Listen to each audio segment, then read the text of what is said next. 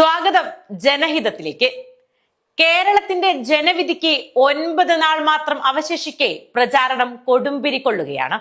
ഇത്തവണ തിരഞ്ഞെടുപ്പ് പ്രഖ്യാപിക്കും മുമ്പേ മുന്നണികളോടൊപ്പം ചർച്ചയിൽ നിറഞ്ഞു നിന്ന ഒരു ചെറിയ പാർട്ടിയാണ് ഇപ്പോൾ വളരെയധികം ശ്രദ്ധാകേന്ദ്രമായിരിക്കുന്നത്. Social democratic party of India അഥവാ SDP ആണ് ആ താരം. ചാനൽ ചർച്ചകളിലും സാമൂഹിക മാധ്യമങ്ങളിലും SDP കുറിച്ച ചർച്ചകളില്ലാതെ ഇപ്പോൾ ഒരു നിമിഷം പോലും കടന്നു പോകുന്നില്ല എന്നതാണ് കൗതുകകരം. മുന്നണി ബന്ധങ്ങളുടെ പിൻബലമില്ലാത്ത ഒരു പാർട്ടിയായിരുന്നിട്ടും തിരഞ്ഞെടുപ്പ് പ്രഖ്യാപിക്കുന്നതിനും ആഴ്ചകൾക്ക് മുമ്പേ SDP വാർത്തകളിൽ ഇടം പിടിച്ചു. മാധ്യമ പരിലാളനകൾ അല്പം പോലും ലഭിച്ചിട്ടില്ലാത്ത മാധ്യമ പരിഗണനകളിൽ നിന്ന് പലപ്പോഴും മനഃപൂർവ്വം മാറ്റി നിർത്തപ്പെട്ട ഒരു പാർട്ടിയാണ് യഥാർത്ഥത്തിൽ SDP. പാർട്ടിയുമായി ബന്ധപ്പെട്ട ചർച്ചകളിൽ പോലും SDP പ്രതിനിധികളെ പങ്കെടുപ്പിക്കില്ലെന്ന ജനാധിപത്യ വിരുദ്ധവും മാധ്യമ മര്യാദയ്ക്ക് നിരക്കാത്തതുമായ നിലപാടുള്ള മേൽക്കോയ്മ മാധ്യമങ്ങൾ മലയാളത്തിലുണ്ട്. അവർക്ക് പോലും ഇപ്പോൾ തിരഞ്ഞെടുപ്പ് ചർച്ചകൾക്ക് SDP പ്രതിനിധിയെ വിളിക്കാതിരിക്കാൻ നിർവാഹമില്ലെന്ന നില വന്നിരിക്കുന്നു. നിഷേധാത്മക റിപ്പോർട്ട് നൽകാൻ ഉദ്ദേശിച്ചാണെങ്കിൽ പോലും SDP നേതാക്കളുടെ ബൈറ്റുകൾ ഒട്ടുമിക്ക ചാനലുകളും കൊടുക്കുന്നു എന്നത് തിരഞ്ഞെടുപ്പിലെ SDP സാന്നിധ്യം അവർക്കൊന്നും കണ്ടില്ലെന്ന് നടിക്കാനാവില്ല എന്നതുകൊണ്ടാണ്. BJPക്ക് വിജയസാധ്യത വിലയിരുത്തുന്ന മഞ്ചേശ്വരം മണ്ഡലത്തിൽ സ്ഥാനാർത്ഥിത്വം പ്രഖ്യാപിച്ചതോടെയാണ് SDP ശ്രദ്ധാകേന്ദ്രമായത്. തിരഞ്ഞെടുപ്പ് പ്രഖ്യാപിക്കുന്നതിന് മുമ്പ് തന്നെ SDP സംസ്ഥാന അധ്യക്ഷൻ CPA ലത്തീഫ് പാർട്ടിയുടെ പോസിറ്റീവ് പൊളിറ്റിക്സിന്റെ പ്രസക്തി വിശദീകരിക്കുന്നതിനിടെ ഒരു മാധ്യമ പ്രവർത്തകന്റെ ചോദ്യത്തിൽ നിന്നാണ് മഞ്ചേശ്വരത്തിലേക്ക് തിരിയുന്നത്.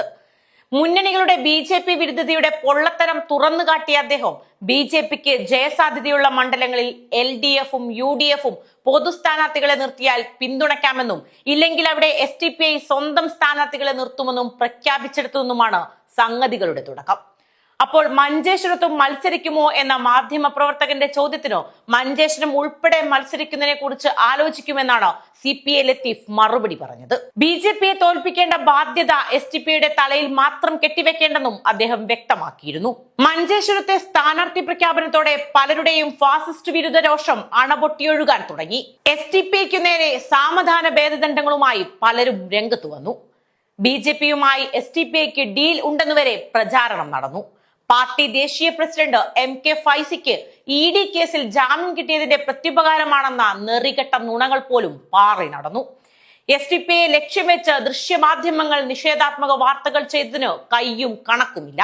പാർട്ടികൾ മാത്രമല്ല, തിരഞ്ഞെടുപ്പിൽ മാധ്യമങ്ങളും പ്രകടമായി പക്ഷം ചേരുന്ന ഒരു സത്യാനന്തര കാലത്താണല്ലോ നാം ജീവിക്കുന്നത് എന്ന് ആശ്വസിക്കാം. നിലപാടിന്റെയും തീരുമാനത്തിന്റെയും അടിസ്ഥാനത്തിലായിരുന്നു SDP മഞ്ചേശ്വരത്തെ സ്ഥാനാർത്ഥി പ്രഖ്യാപനവും പിൻവലിക്കലുമെല്ലാമെന്ന് പാർട്ടിയുടെ നേതാക്കൾ വ്യക്തമാക്കുന്നു. ഫാസത്തിനെതിരെ അവരല്ലാത്തവരെല്ലാം ഒന്നാണെന്ന ബോധ്യം സൃഷ്ടിക്കാനെങ്കിലും SDP നിലപാടുകൾ കാരണമായി എന്നത് യാഥാർത്ഥ്യമാണ്.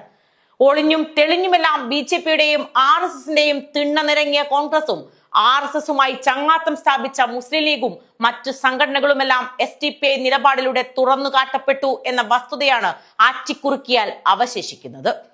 തദ്ദേശ തിരഞ്ഞെടുപ്പിൽ BJPയോട് തോൾ ചേർന്ന് SDP തോൽപ്പിച്ചും BJP വിജയം തടയുന്നതിനേക്കാൾ SDP തോൽപ്പിക്കുന്നതിൽ ആനന്ദം കൊണ്ടു നടന്നവരാണ് മഞ്ചേശ്വരത്ത് SDP ഫാസിസ്റ്റ് വിരുദ്ധതയുടെ തീവ്രത അളക്കാൻ പാഞ്ഞു നടന്നത്.